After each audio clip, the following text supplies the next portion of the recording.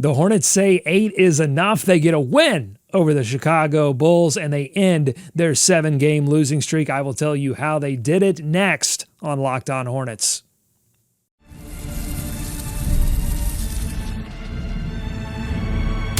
You are Locked On Hornets, your daily Charlotte Hornets podcast. Part of the Locked On Podcast Network, your team every day. In a minute, cuz we live.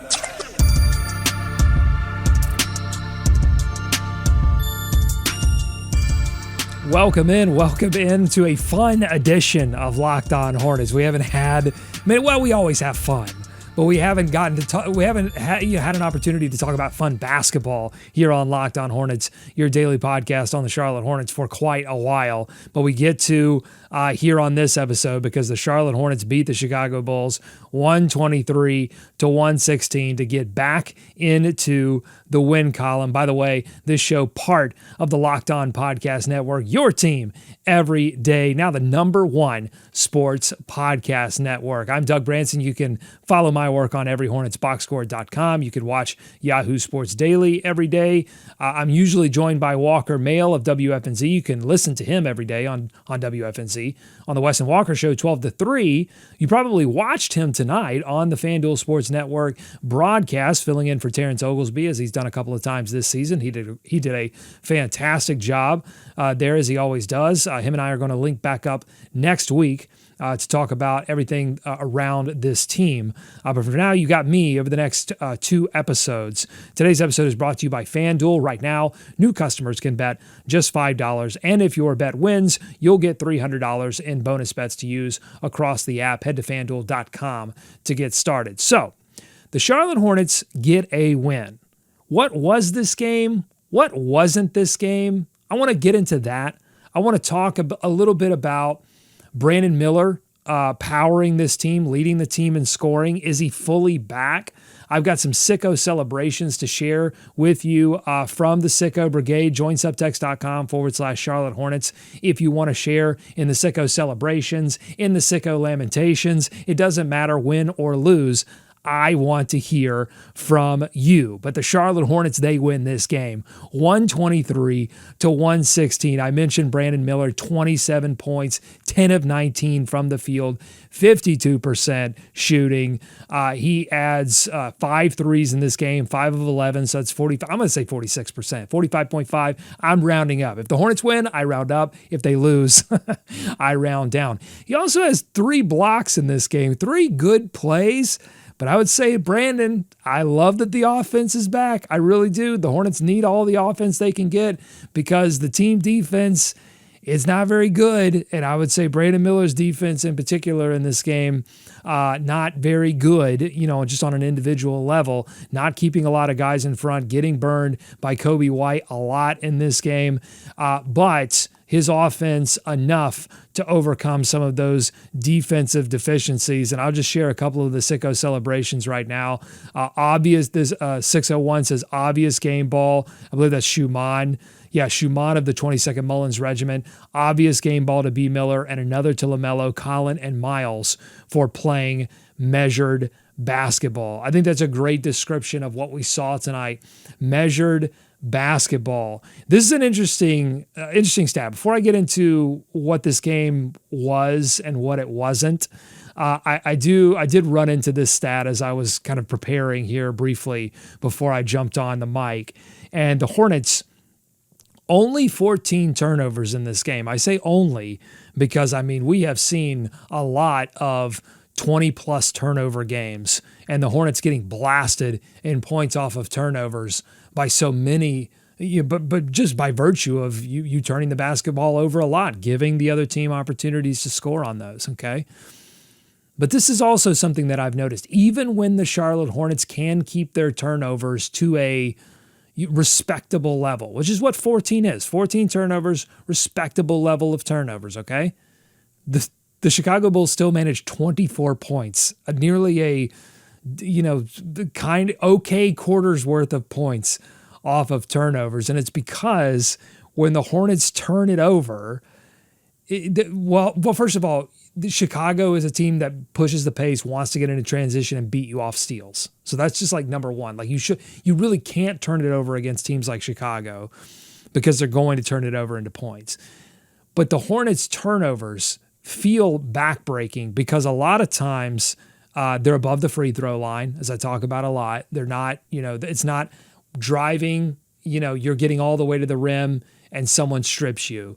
It is a lot of these are backbreaking turnovers, and a lot of them happen. And the Hornets had a 10-point lead in the third quarter that they gave away to the third quarter again. They gave it away because they couldn't hold their dribble, because Trey Mann was turning the basketball over, falling down, because Miles Bridges was turning the basketball over, falling down.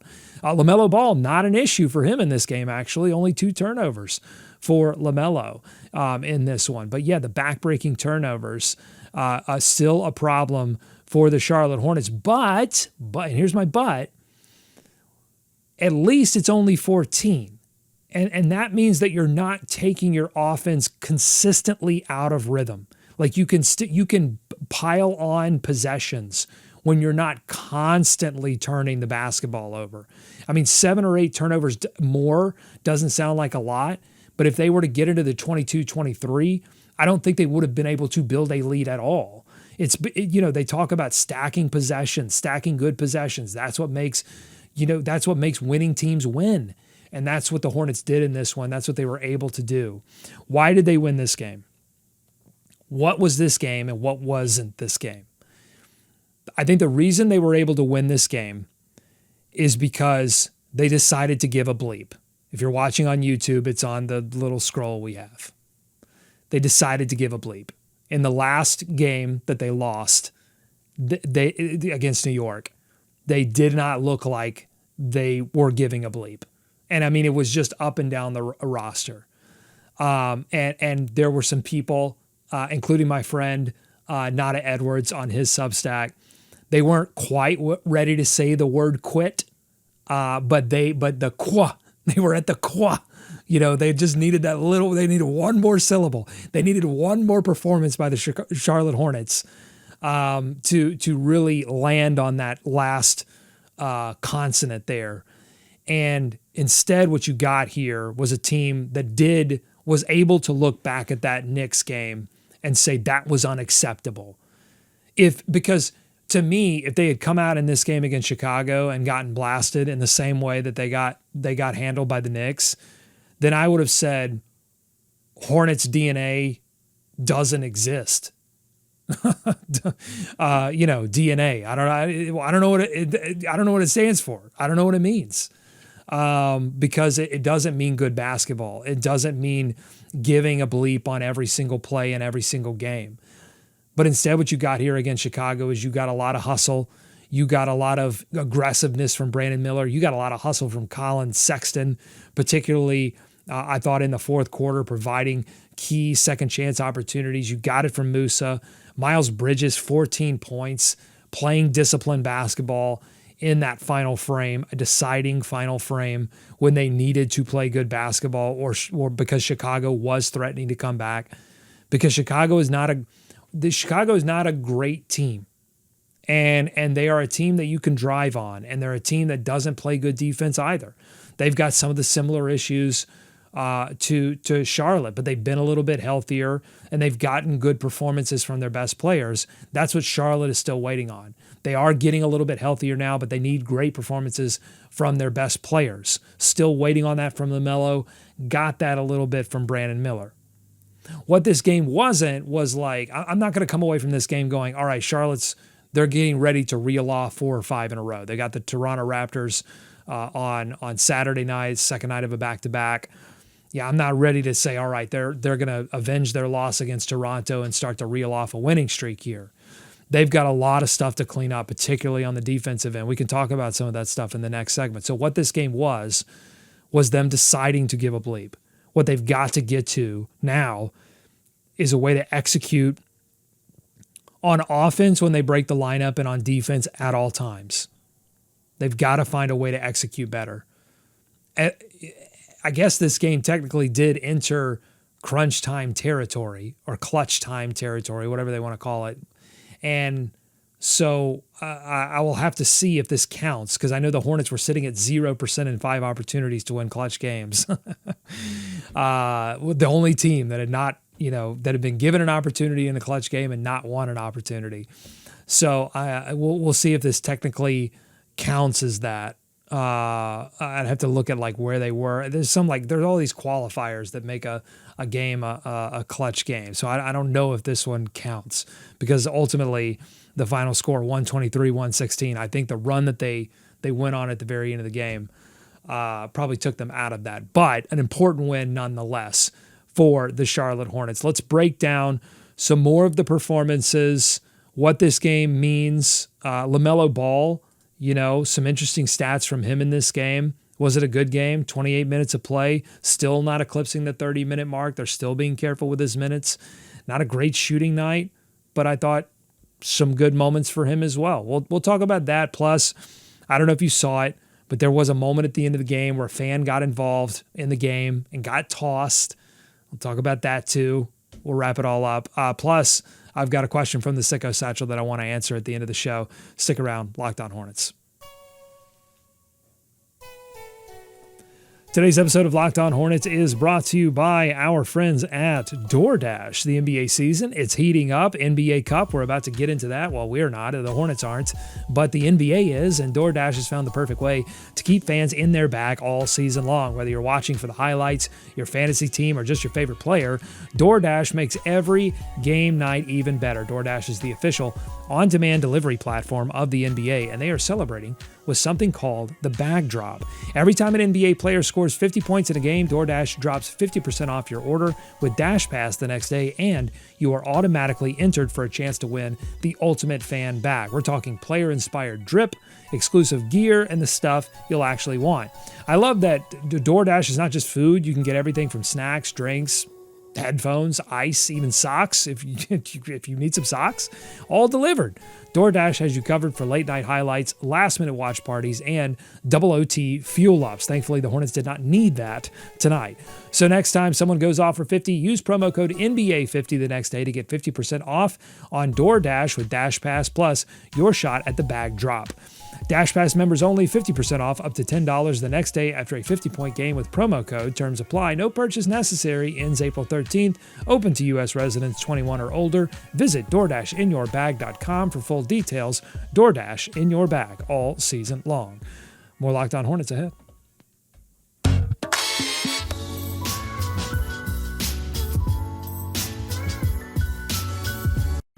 Back here on Locked On Hornets, thanks so much for making us your first listen every day. And because you've made us your first listen every day, the Locked On Podcast Network is now the #1 sports podcast network in the nation. So thank you very much.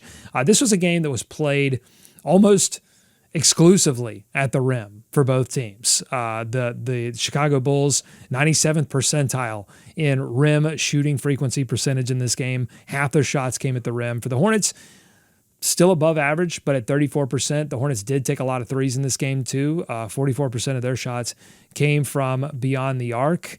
And fortunately, it wasn't a great shooting night for the Hornets from beyond the arc, but it wasn't an awful one, which I think helped propel them towards the end of the game. They were 33% as a team from three, but they were much better at the rim they were much more effective at the rim than the Chicago Bulls, 71% at the rim, 64%. So some of that rim protection, again, helping the Hornets on a night where they needed it, because, again, Chicago was good at being in transition. The Hornets knew that.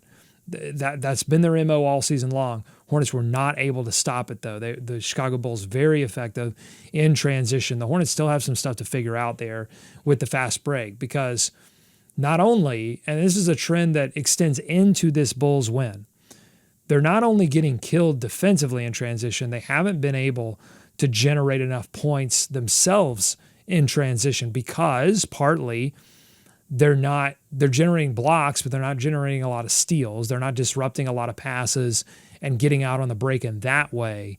And then whatever they had at the beginning of the season, and maybe some of this was LaMelo right at the beginning of the season before the impingement injury, But whatever they had that was propelling them into the fast break early in the season has all but gone. Like they just can't, they're not pushing the pace in the same way.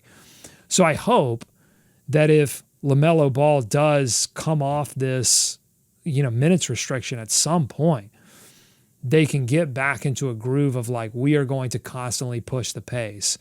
I think asking Trey Mann to really shepherd point guard duties, even when he's on the floor with Collin Sexton, hasn't resulted in like extremely effective offensive plays. So that maybe just that makes them skittish about getting out onto the break. I don't know exactly what's going on there, but the Hornets have not been able to generate that offense in terms of like the frequency. I guess all transition, according to Cleaning the Glass, they were kind of right on line, but the effectiveness not there in this one.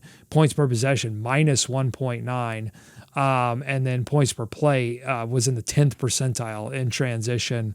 And so off steals, off live rebounds didn't matter. The Hornets were not getting effective play in transition. So that's going to hurt your offense overall. But shot making from Brandon Miller and shot making by Miles Bridges in the fourth quarter, 14 points, as I said, 4 rebounds, 1 assist for Miles in that fourth quarter. Really effective on a night when you weren't getting great shooting performances from LaMelo Ball, who was in the game 16 points, but it came on 6 of 19 shooting. He's out of it right now, and I don't know what's going to bring him back. But he did at least. I believe it was I had it in my notes here. It was the start of the second quarter. LaMelo gets hot to start that second quarter, back-to-back threes. You get little glimpses of like, oh yeah, like that's the special player that LaMelo Ball is. It's just he hasn't been able to string those together, and one has to wonder if like he again. And then the broadcast mentioned this too, both with him and Brandon. Are they thinking about the minutes restriction? Are they pressing a little bit? Or guys are a lot of these guys are rhythm based, they're groove based. And so, LaMelo continuing to be on this minutes restriction, I think it's just going to be almost impossible to judge, fully what is he, what isn't he. But they need him to shoot better. I mean, that you just can't get around that. You need your best players to play great. Con Knippel has been one of their best players this season, and his shooting slump continued into this game. He was 5 of 14 from the field, and from 3, 2 of 9. So he does make a 3. So he starts the record. He starts his record back up, right, after going 0 of 7 from the field against New York. But 2 of 9, and he was getting. And the thing to understand about both him and LaMelo, I would say, like against New York, Con was getting good shots, missing them. LaMelo was not getting good shots and missing them. In this game against Chicago, I thought both of them were generating good opportunities relative to what we've seen from them in the past. And they just weren't knocking them down in this one. Con's problem was foul trouble in this game. He ends the game with 5 fouls.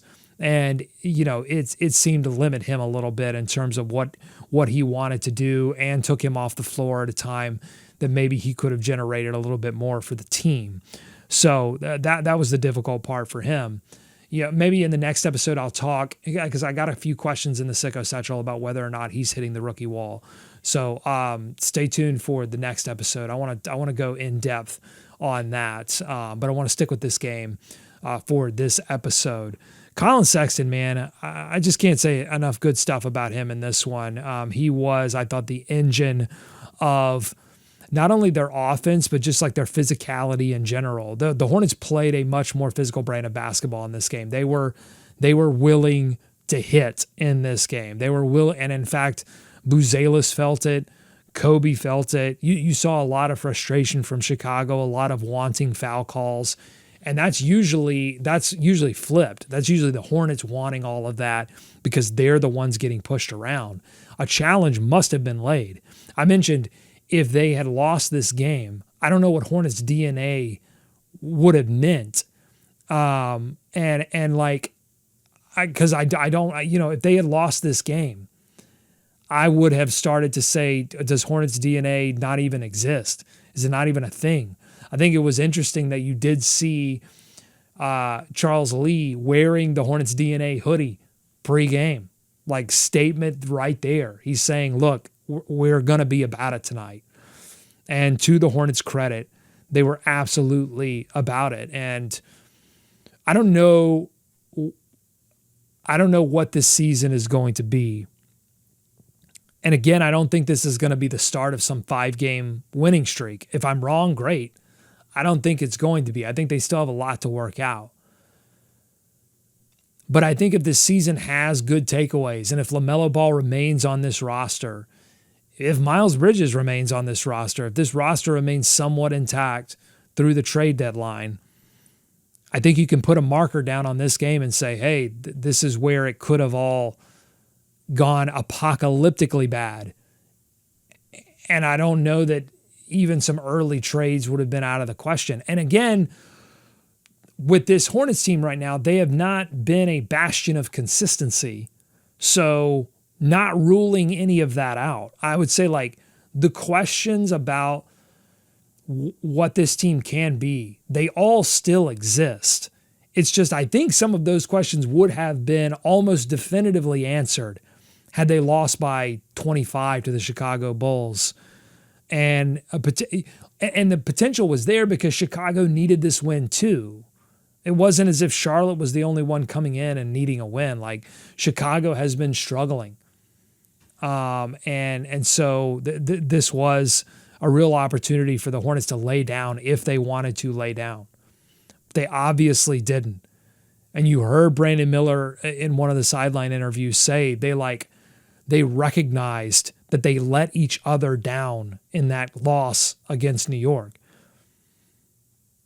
And it wasn't about losing. It was just about in the way that they lost. And it was pathetic. Like they looked pathetic. Listen, I don't know that this season was really about like winning a ton of games, but it was about not being pathetic. It was about, can we make the Charlotte Hornets not a joke? And they looked like a joke against New York. In this game, they didn't look like a joke. And this game, well, except for the fan at the end of the game, the courtside fan at the end of the game, who was intentionally riling up Josh Giddey. And the margin at that point, I don't know exactly what it was. I want to say it was 5. It was either like somewhere in between 5 and 7. Like it wasn't 3, but it wasn't 10.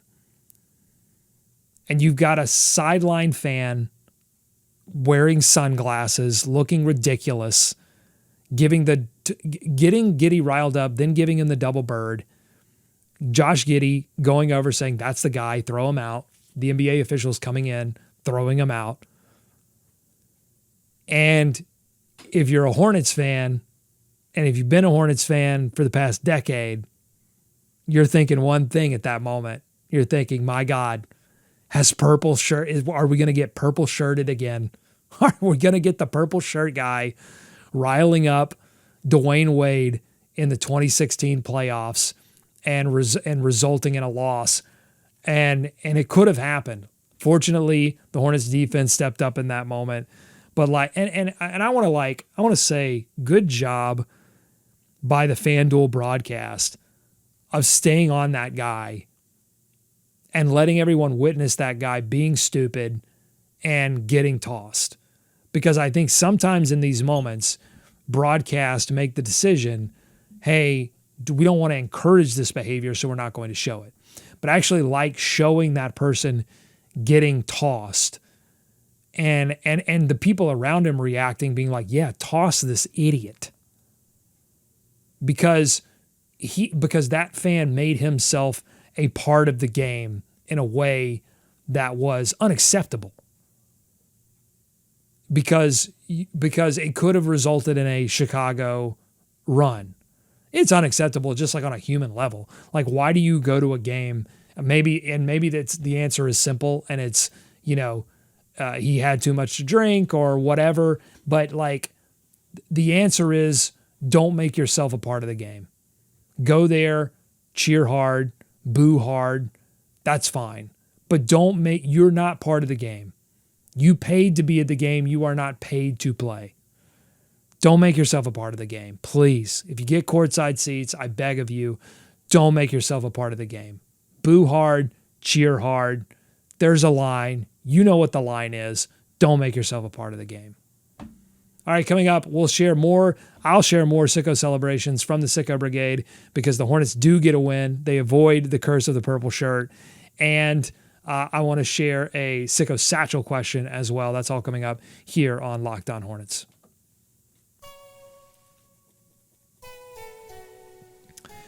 This episode of Locked On Hornets is brought to you by our friends at FanDuel. The NBA, it is back. And there's no better place to get in on the action than FanDuel, the official sports betting partner of the NBA. Even if you miss the start of the game, or you just want to ride the hot hand. The hot hand tonight was Brandon Miller. Maybe you wanted to ride that hot hand and say, I think he can get more than 25 points. Bing, he did. FanDuel has live bets on everything from who will score next to fourth quarter comebacks. Plus, you can even combine your live bets into a same-game parlay for a shot at a bigger payout. It keeps every game exciting, especially when your team is the one making that late push. Right now, FanDuel is giving new customers $300 in bonus bets when your first $5 bet wins. So head to FanDuel.com to sign up and play your game with FanDuel, the official sports betting partner of the NBA. More Locked On Hornets ahead.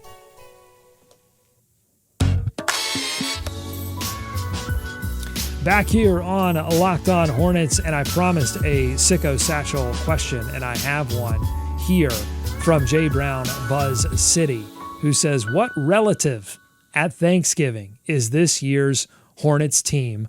My suggestion is the 37-year-old cousin that always organizes a cousin walk before dinner.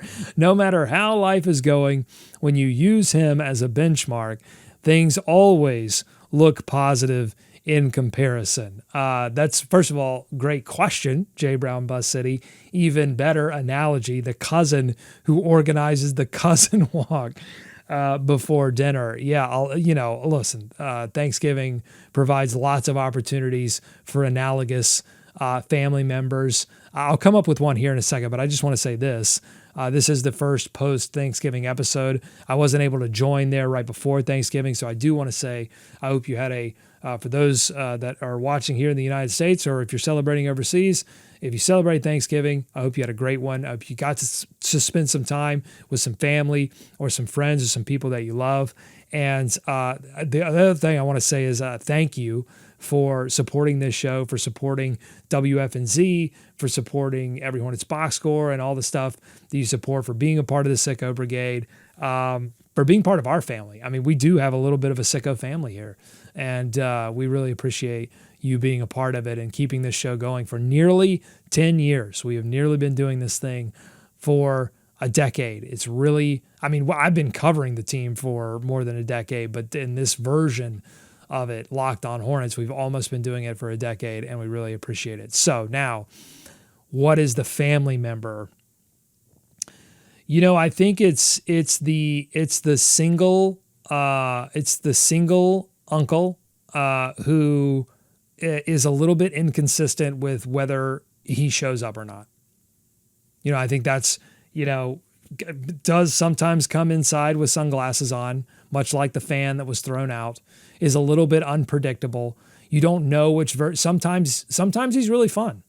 Like sometimes he's super fun. Like, so if you were a kid at Thanksgiving, he was the uncle that would throw you around, on the couch cushions, WWF style then, when I was a kid growing up. Now it's WWE. But he would go top turnbuckle, it was the fun uncle. It was Uncle Jimmy, it was the fun uncle. And then, but sometimes Uncle Jimmy would come to Thanksgiving and cause a scene. And sometimes he would come to Thanksgiving and just fall asleep. You'd be like, what's going on with Uncle Jimmy? Don't worry about it, kids.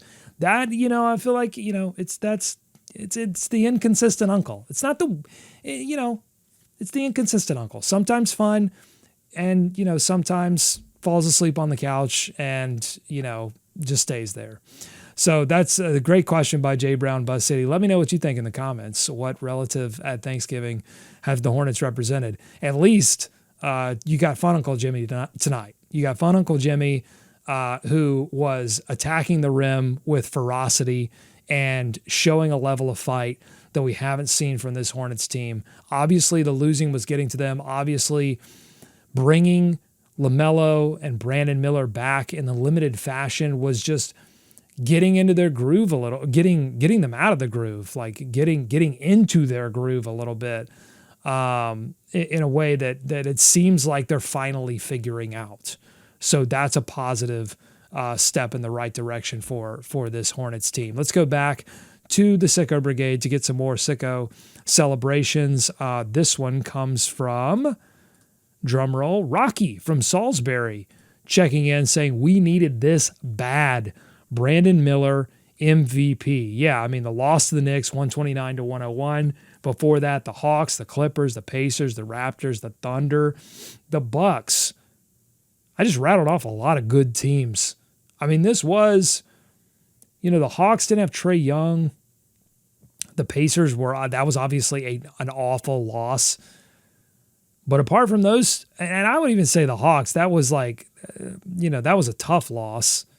But a team that's better than the Hornets. So really, there's only one team in there that wasn't better than the Hornets, and that was the Pacers. So there were some tough losses in there to good teams. The Raptors lost, the Hawks lost. Then just a lot of really like teams that are better than the Hornets. And the Clippers, not by record, but by talent, were better. The Knicks, like you didn't want to lose in that way. But the Bulls, another opportunity for the Hornets to face a team with similar issues. Like if you can't beat, this was the moment in Mortal Kombat when you're working your way up and you face yourself. You face whatever character you picked, you face that character. It's like that character, the tendencies. They did an interview with Grant Williams, no real update on his injury status, although he seemed positive, but there were no definitive answers about when we would expect him. He did say he's playing against coaches. So a confirmation that he's not, or at least I took it as a confirmation that he's not yet playing in any kind of like 5-on-5 or even in any kind of like smaller scrimmages during practices. We might see both him and Josh Green go down to Greensboro, same kind of thing, and do a little practice session before they're brought back up. That would be like the first indicator, I think. Well, I think the first indicator would probably be them saying like they're going through, they're cleared for contact, and then maybe Greensboro assignment, and then we get some kind of timeline. But no indications of that yet. But he did say playing against coaches, so it is like they're doing stuff. So that's a positive move. Almost a year removed from playing basketball, Grant Williams. But anyway, he was doing the sideline interview, and he just talked about like they knew what this team was on the scouting report. It's a team you could attack, and the Hornets like to attack at the rim. And so if you couldn't beat this team in that way, again, some of those questions that we had about the Charlotte Hornets, I think we're going to stop being questions and start turning into answers. So that's going to do it for this edition of the Locked On Hornets podcast. Keep sending in your sicko celebrations. Actually, let me see if I can get a couple more in here. I did ask for them, so I should share as many as I can before I get out of here. Let's see. This is from Yo-Yo, who says the center position preseason seemed terrible. Ryan and Musa are the most consistent players, not great or dominant, but night in and night out, they are competitive. That is absolutely correct. Like even in the Knicks loss, that's so correct. Like they are the most consistent in terms of their effort.